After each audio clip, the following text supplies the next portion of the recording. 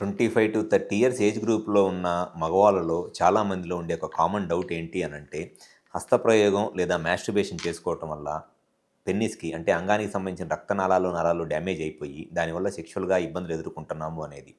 కానీ ఈ porn videos చూసి హస్తప్రయోగం అంటే మాస్టర్బేషన్ చేసుకోవటం వల్ల ఫిజికల్‌గా పెన్నిస్‌కి సంబంధించిన రక్తనాళాలు, నరాలు ఎటువంటి డ్యామేజ్ ఏమీ అవ్వవు.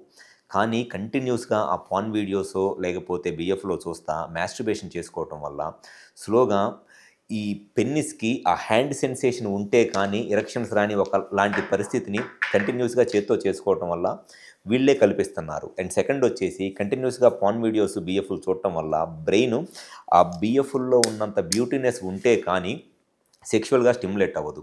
సో, ఈ పార్న్ వీడియోస్ చూసి మాస్టర్బేషన్ చేసుకోవటం వల్ల పెన్నిస్ డ్యామేజ్ అవ్వటం అనేది ఎట్టి పరిస్థితిలోనూ జరగదు. కానీ సైకలాజికల్‌గా ఎరెక్టైల్ డిస్‌ఫంక్షన్ రావటానికి చాలా ఎక్కువ అవకాశం ఉంటది.